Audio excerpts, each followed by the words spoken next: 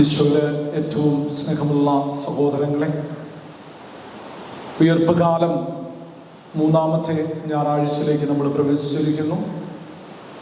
ഇന്ന് നമ്മൾ സുവിശേഷം വായിച്ചത് യോഹന്നാന്റെ സുവിശേഷം 21-ാം അധ്യായം 15 മുതൽ 19 വരെയുള്ള തിരുവചനങ്ങളാണ്.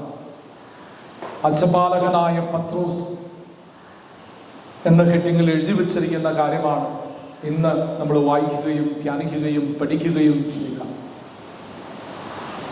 ഇന്നത്തെ ഈ തിരുവചനങ്ങൾ ഒത്തിരിയേറെ പ്രാവശ്യം നമ്മൾ വായിക്കുകയും പഠിക്കുകയും ചെയ്തിട്ടുള്ളതാണ്. അതുകൊണ്ട് തന്നെ പത്രോസ് ശ്ലീഹായെ നമ്മുടെ റോൾ മോഡലായി നമ്മളൊന്ന് സ്വീകരിക്കാൻ ഈ പാസേജ് വഴി ഈശോ പല കാര്യങ്ങളും നമ്മളെ പഠിപ്പിച്ചു തരുന്നു. നമുക്കറിയാം, പത്രോസ് ശ്ലീഹാ ഈശോയെ 3 പ്രാവശ്യം തള്ളിപ്പറഞ്ഞവനാണ് എന്ന് നമുക്കറിയാം. ആ 3 പ്രാവശ്യം തള്ളിപ്പറഞ്ഞ പത്രോസ് ശ്ലീഹായെ ഞാൻ നിന്നെ സ്നേഹിക്കുന്നു, ഞാൻ നിന്നെ സ്നേഹിക്കുന്നു, ഞാൻ നിന്നെ സ്നേഹിക്കുന്നു എന്ന് അവനെ കൊണ്ട് തന്നെ ഈശോ 3 പ്രാവശ്യം പറയിപ്പിച്ചിരിക്കുന്നതായിട്ട് നമുക്ക് സുവിശേഷത്തിൽ നമുക്ക് കാണാനായിട്ട് സാധിക്കും.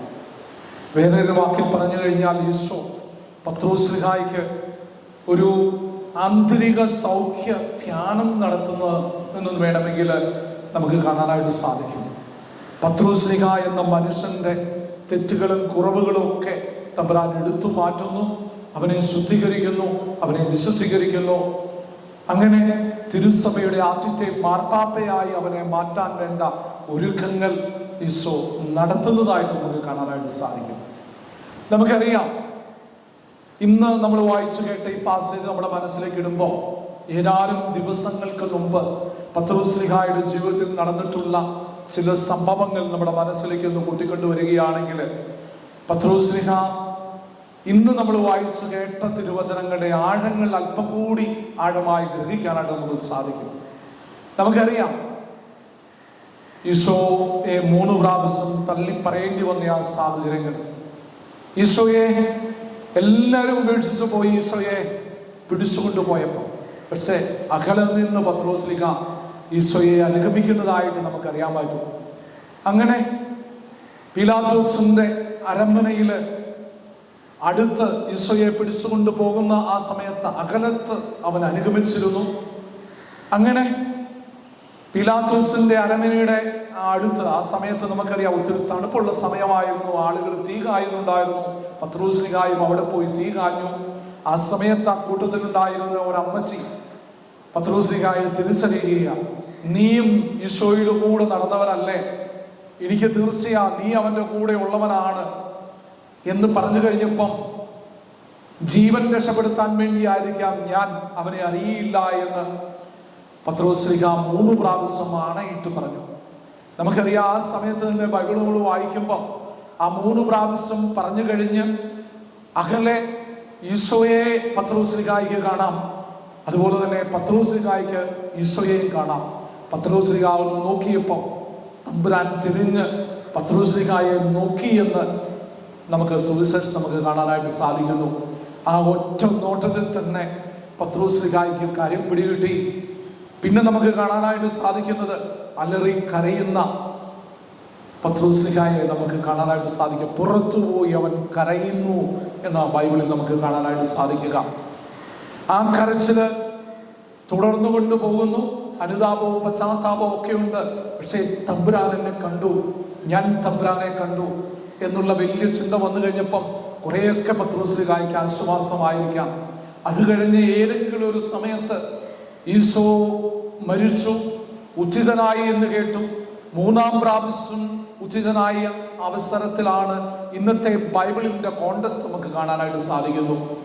തിബേരിയസ് കടൽ തീരത്ത് വെച്ച് നമുക്ക് കാണാനായിട്ട് സാധിക്കുന്ന ഒരു വലിയ സത്യം, പത്രോസ് ശ്ലീഹാ, അതുപോലെ തന്നെ ദിദിമോസ് എന്നറിയപ്പെടുന്ന തോമാസ് ശ്ലീഹാ, സെബദിയുടെ പുത്രന്മാർ, വേറെ 2 ശിഷ്യന്മാർ, ഇവരെല്ലാവരും കൂടി ഒരുമിച്ചിരിക്കുമ്പോൾ, നഥാനിയേൽ, ഇവരെല്ലാവരും കൂടി ഒരുമിച്ചിരിക്കുമ്പോൾ ശിഷ്യപ്രമുഖനായ പത്രോസ് ശ്ലീഹാ പറയുക, ഞാൻ മീൻ പിടിക്കാൻ പോവുകയാണ്.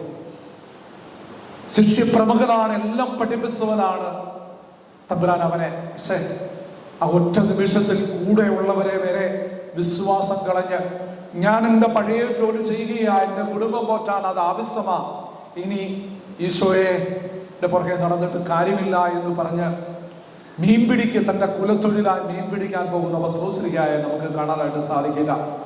നമുക്കറിയാം, അവരെ കൂട്ടിക്കൊണ്ട് ആ രാത്രി മുഴുവൻ തിബേരിയസ് കടൽ തീരത്ത് കടലിൽ അവർ മീൻ പിടിച്ചു. കടലിന്റെ സ്പന്ദനങ്ങൾ അറിയാവുന്ന പത്രോസ്ലിഹായ്ക്ക് ഒറ്റ അല്ലെങ്കിൽ ആ കൂട്ടർക്ക് ഒരു മീനെ പോലും പിടിക്കാൻ പറ്റിയില്ല. അതിരാവിലെ അവർ കരയിലേക്ക് വന്നപ്പോൾ കടൽ തീരത്ത് വെച്ച യേശു അവരെ വിളിക്കുന്നു, മക്കളെ നിങ്ങൾക്ക് മീൻ വല്ലതും കിട്ടിയോ? ഇല്ല എന്നവർ ഉത്തരം പറയുന്നു. നിങ്ങൾ ഇരിക്കുന്ന വള്ളത്തിന്റെ വലതുവശത്ത് വലയിറക്കാൻ പറയുന്നു. അവരത് കേട്ടു. 153 മത്സ്യങ്ങൾ കിട്ടിയെന്ന്, വലിയ മത്സ്യങ്ങൾ കിട്ടിയെന്ന് ബൈബിളിൽ എഴുതി വെച്ചിട്ടുണ്ട്. അത് കഴിഞ്ഞ് ഈ മീൻ കിട്ടിയപ്പോൾ ആ തീരത്ത് നിൽക്കുന്നത് നമ്മുടെ കർത്താവാണെന്ന് യേശു സ്നേഹിച്ച യോഹന്നാൻ ശ്ലീഹ പറഞ്ഞു എന്ന് നമുക്ക് ബൈബിളിൽ കാണാനായിട്ട് സാധിക്കും. അത് പറഞ്ഞപ്പം തൻ്റെ പുറക്കുപ്പായം എടുത്ത് പുതച്ചുകൊണ്ട് അവൻ കടലിലേക്ക് ചാടുകയായി യേശുവിന്റെ അടുത്തേക്ക് പെട്ടെന്ന് വരാൻ.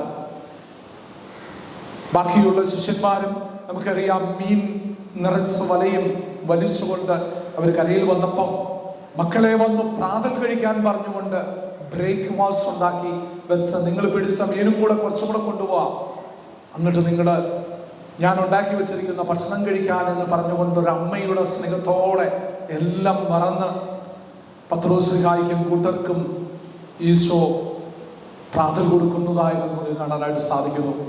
അത് കഴിഞ്ഞ് നടക്കുന്ന സംഭവമാണ് ഇന്ന് നമ്മൾ വായിച്ചു കേട്ട തിരുവചനങ്ങൾ. ഞാൻ പറഞ്ഞല്ലോ, പത്രോസ്ലിഹായ്ക്ക് ഒരു ആന്തരിക സൗഖ്യ ധ്യാനം ഈശോ കൊടുക്കുന്നുവെന്ന്. ആ പ്രാതലൊക്കെ കഴിഞ്ഞ് ഈശോ പത്രോസ്ലിഹായുടെ അടുത്ത് ചെന്ന് പത്രോസ്ലിഹായോട് ഏറ്റവും പേഴ്സണലായിട്ട് ചോദിക്കുന്നു, പേര് വിളിച്ച് തന്നെ, യോഹന്നാന്റെ പുത്രനായ ശിമയോനെ, നീ ഇവരെക്കാൾ അധികമായി എന്നെ സ്നേഹിക്കുന്നുവോ? പെട്ടെന്ന് ആ ചോദ്യം കേട്ട് പത്രോസ്ലിഹ ഞെട്ടിക്കാണും. പെട്ടെന്ന് ചാടി എഴുന്നേറ്റ് അവൻ പറഞ്ഞു, കർത്താവേ, ഞാൻ നിന്നെ സ്നേഹിക്കുന്നുണ്ടല്ലോ, നീ എൻ്റെ ആടുകളെ മേയ്ക്കുക എന്ന് പറയുന്നു. പിന്നെ രണ്ടാമതും ഈശോ ചോദിക്കുന്നു, യോഹന്നാന്റെ പുത്രനായ ശിമയോനെ, നീ എന്നെ സ്നേഹിക്കുന്നുവോ? രണ്ടാമത്തെ ചോദ്യം, ഞാൻ ഉത്തരം പറഞ്ഞത് കേട്ടില്ലേ എന്നുള്ളൊരു ചിന്തയാകാം പത്രോസ്ലിഹായുടെ മനസ്സിലുള്ളത്. എങ്കിലും പത്രോസ്ലിഹ പറയുന്നു, ഞാൻ നിന്നെ സ്നേഹിക്കുന്നു തമ്പുരാനെ എന്ന്. വീണ്ടും ഈശോ പത്രോസ്ലിഹായുടെ കണ്ണിൽ നോക്കിക്കൊണ്ട് പത്രോസ്ലിഹായോട് ചോദിച്ചു കാണും, യോഹന്നാന്റെ പുത്രനായ ശിമയോനെ, നീ നിന്റെ ഹൃദയം കൊണ്ടൊന്ന് ഏറ്റുപറ, നീ എന്നെ ആത്മാർത്ഥമായി സ്നേഹിക്കുന്നോ? ഇവയേക്കാൾ അധികം നീ എന്നെ സ്നേഹിക്കുന്നുവോ? ആ ചോദ്യം, മൂന്നാമത്തെ ചോദ്യം കൂടെ കേട്ട് കഴിഞ്ഞപ്പോൾ പത്രോസ്ലിഹ ആകപ്പാടെ നിരാശനായി, വേദനിച്ച്. ആ ചോദ്യം പത്രോസ്ലിഹ ഒരിക്കലും പ്രതീക്ഷിച്ചില്ല. പത്രോസ്ലിഹായുടെ വായിൽ നിന്ന് വന്ന വാക്കുകൾ ബൈബിളിൽ എഴുതി വെച്ചിരിക്കുന്ന ഇപ്രകാരമാ, തമ്പുരാനെ, ഞാൻ നിന്നെ സ്നേഹിക്കുന്നുണ്ടെന്ന് നിനക്കറിയാമല്ലോ.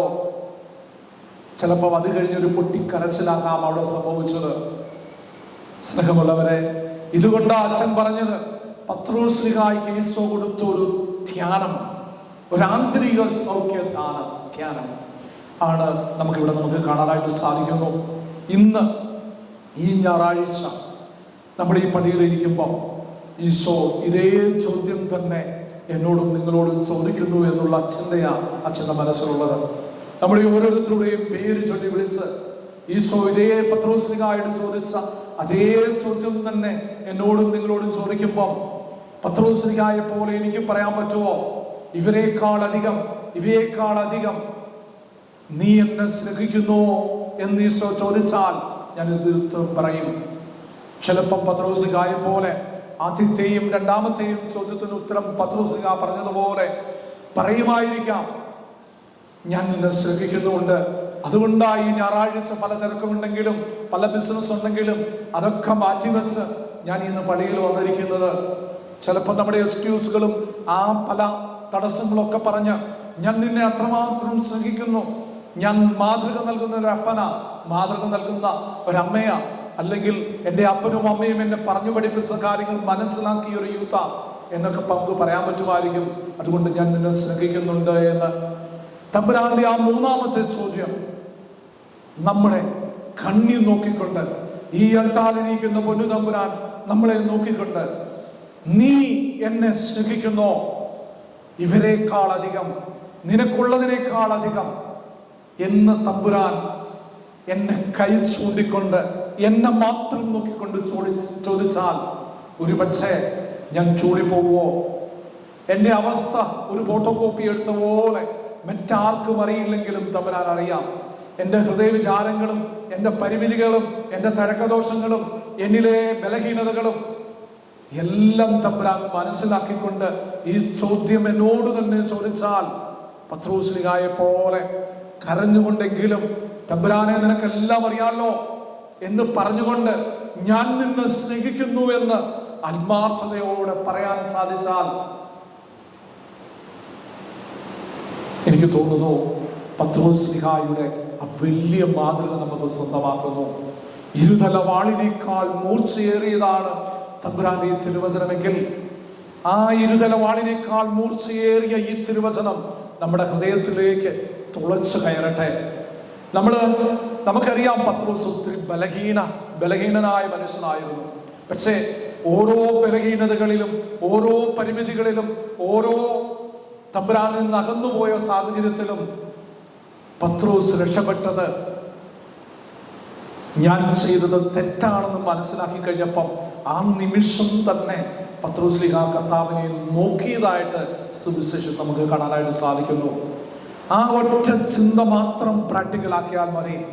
നമ്മുടെ ഏത് വലിയ പാപങ്ങളാണേലും, ഏത് നെഗറ്റിവിറ്റി ആണേലും, വഴിതെറ്റിപ്പോയ സാഹചര്യങ്ങളാണേലും, ഇന്ന് പത്രോസ്ലിഹായുടെ ആ വലിയ മാതൃക ഒന്ന് അനുകരിച്ചുകൊണ്ട് ഈശോയെ ഒന്ന് കണ്ണു തുറന്നു നോക്കാൻ, ഈശോയെ ഞാൻ പാപിയാണേ, എന്നോട് ക്ഷമിക്കണേ, ഇനി ഞാൻ നന്നായിട്ട് ജീവിക്കാം, അല്പം കൂടി ഞാൻ ശ്രദ്ധിക്കാം എന്നുള്ള ഒരു ചിന്ത മനസ്സ് സൂക്ഷിച്ചുകൊണ്ട് ഒന്നൊന്ന് കറക്റ്റ് ചെയ്യാൻ, എന്നെ തന്നെ ഒന്ന് വിശുദ്ധീകരിക്കാൻ പത്രോസ്ലിഹ ഏത് പതറിയ അവസരത്തിലും തമ്പുരാനെ നോക്കിയതുപോലെ ആ സ്ത്രീയുടെ മുമ്പിൽ 3 പ്രാവശ്യം ഈശോയെ തള്ളി പറഞ്ഞു കഴിഞ്ഞപ്പം പത്രോസ്ലിഹ ഈശോയുടെ മുഖത്തേക്ക് നോക്കിയപ്പം ഈശോ പത്രോസ്ലിഹായെ നോക്കി എന്ന് നമുക്ക് കാണാനായിട്ട് സാധിക്കുന്നു. ആ വള്ളത്തിൽ നിന്ന് എടുത്തു ചാടി ഈശോയുടെ സന്നിധിയിലേക്ക് ഏറ്റവും ആദ്യം വരാൻ പറ്റും എന്നുള്ള ചിന്തയിൽ പോയ സമയത്ത് നമുക്കറിയാം 1-2 സ്റ്റെപ്പ് വെച്ചപ്പം വെള്ളത്തിലേക്ക് താന്നുപോയ പത്രോസ്ലിഹ എൻ്റെ കർത്താവേ എന്ന് വിളിച്ചപ്പം തമ്പുരാൻ ആ വെള്ളത്തിൽ കൂടെ നടന്നു വന്ന് പത്രോസ്ലിഹായുടെ കൈ പിടിച്ച് പൊക്കുന്നതായി നമുക്ക് കാണാനായിട്ട് സാധിക്കുന്നു. എത്രയെത്ര അനുഭവങ്ങളാ പത്രോസ്ലിഹായുടെ ജീവിതത്തിലുള്ളത്. അതുകൊണ്ട് ഈ ഞായറാഴ്ച ഈശോ കനിഞ്ഞു തരുന്ന പത്രോസ് അജപാലകൻ എന്നുള്ള ആ വലിയ ഹെഡിങ്ങിൽ പത്രോസ്ലിഹായുടെ ജീവിത മാതൃക തുറന്നു വെച്ച് പത്രോസ്ലിഹായുടെ ജീവിത സാക്ഷ്യം, പത്രോസ്ലിഹായെ തിരുസഭയുടെ അതിഥേയം മാർപ്പാപ്പയാക്കി മാറ്റാൻ പത്രോസ്ലിഹായ്ക്ക് നൽകിയ ആന്തരിക സൗഖ്യം പോലെ നമ്മുടെ ജീവിതത്തെ ഒന്ന് മാറ്റാൻ തമ്പുരാൻ തന്ന ഈ ധ്യാനം, ഈ വചനഭാഗം നമുക്ക് സന്തോഷത്തോടെ സ്വീകരിക്കാം, തിരുത്താം, സന്തോഷത്തോടെ തമ്പുരാനെ നോക്കാം. തമ്പുരാനെ, എനിക്ക് തെറ്റുപറ്റിപ്പോയി, എന്നോട് ക്ഷമിക്കണേ എന്ന് നമുക്ക് പ്രാർത്ഥിക്കാം. എല്ലാറ്റിനും അധികമായി, എല്ലാവരെക്കാളും അധികമായി ഈശോയെ ഞാൻ നിന്നെ സ്നേഹിക്കുന്നു എന്ന് ഉറച്ചു പറയാൻ ഈ പരിശുദ്ധ കുർബാന നമുക്ക് സഹായമാകട്ടെ. പിതാവിൻ്റെയും പുത്രനുടെയും പരിശുദ്ധാത്മാവിൻ്റെയും നാമത്തിൽ ആമേൻ.